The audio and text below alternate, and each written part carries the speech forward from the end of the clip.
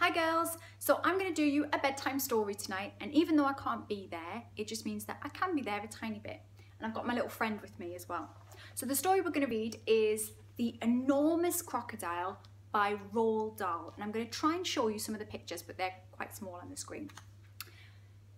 In the biggest, brownest, muddiest river in Africa, two crocodiles lay with their heads just above the water.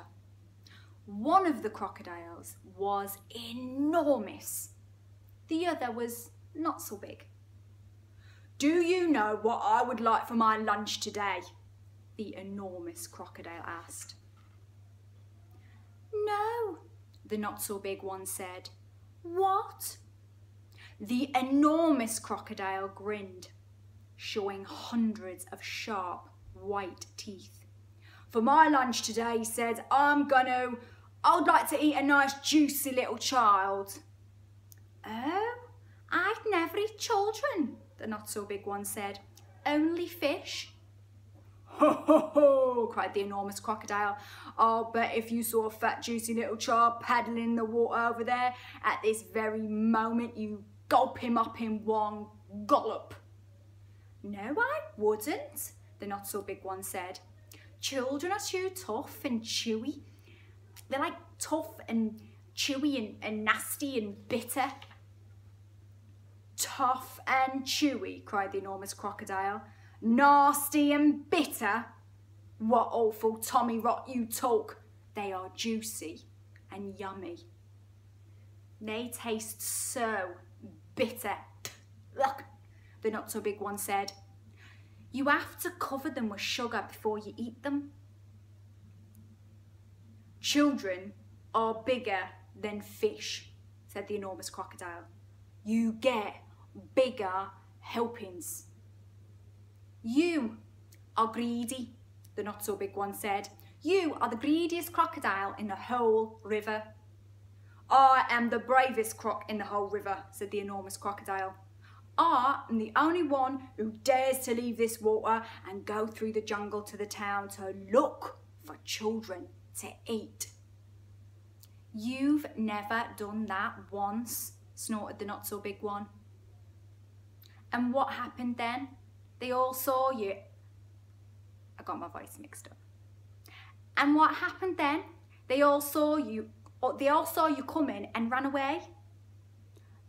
But today, when I go, they won't see me at all," said the enormous crocodile. "Of course they'll see you," the not so big one said. "You're enormous and ugly.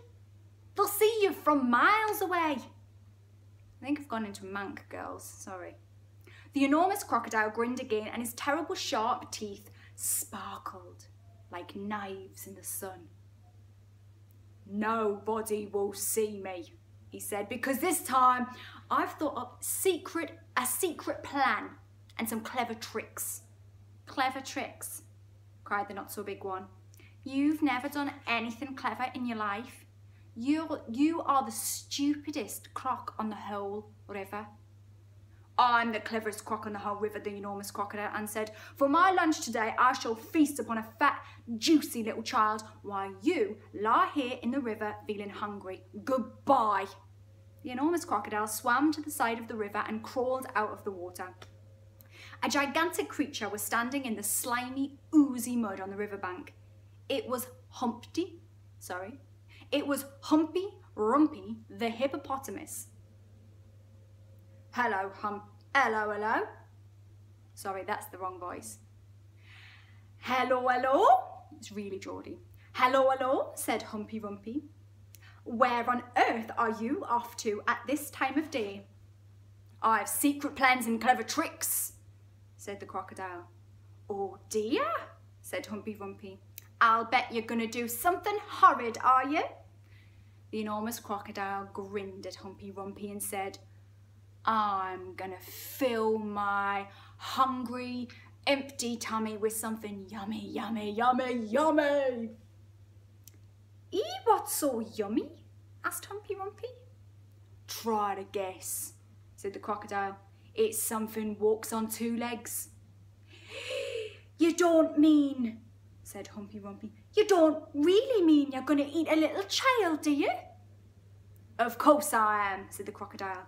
Oh, you horrid, greedy, grumpy little brute, cried Humpy Wumpy. I hope you get caught and cooked and turned into crocodile soup.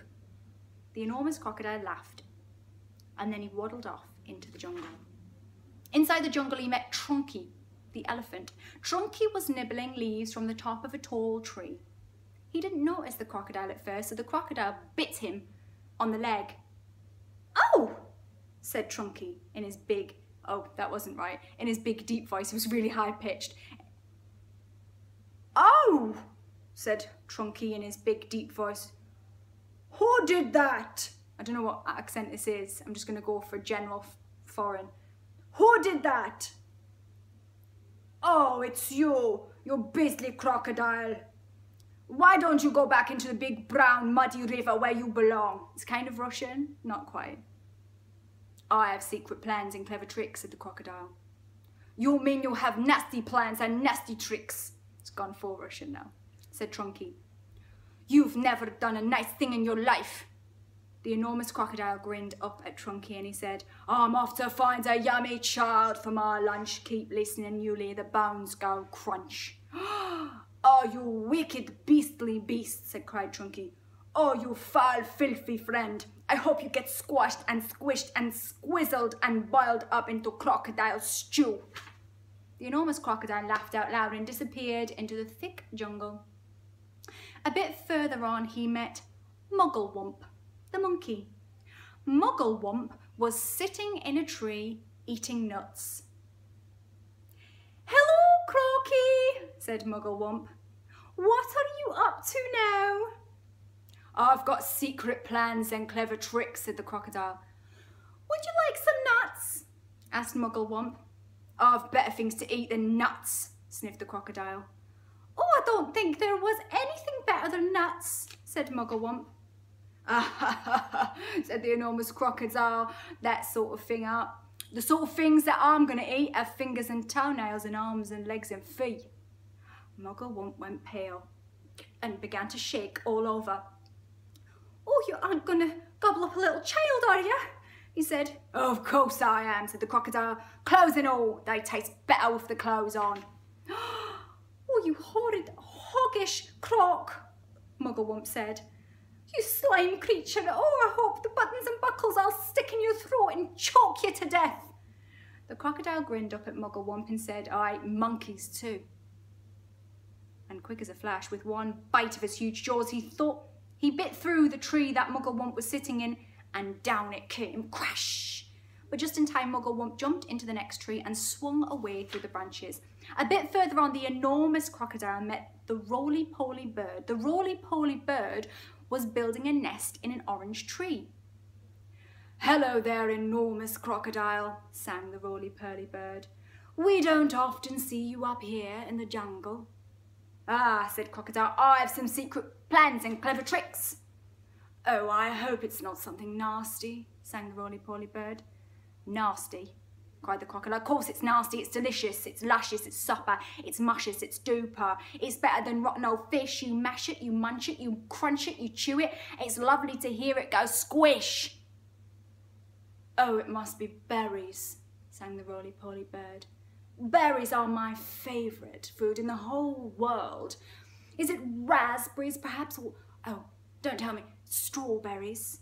The enormous crocodile laughed so much his teeth rattled together like pennies in a money box. Crocodiles don't eat berries, he said. We eat little boys and girls, and sometimes we eat roly-poly birds as well. Very quickly, the crocodile reached up and snapped his jaws at the roly-poly bird. He just missed the bird, but he managed to catch hold of that long, beautiful feather in its tail. The roly-poly bird gave a shriek of terror and shot straight into the air, leaving its tail feathers behind in the enormous crocodile's mouth. At last, the enormous crocodile came out of the other side of the jungle into the sunshine, and he could see the town not so far away. Ha ha ha, he said, talking out loud to himself.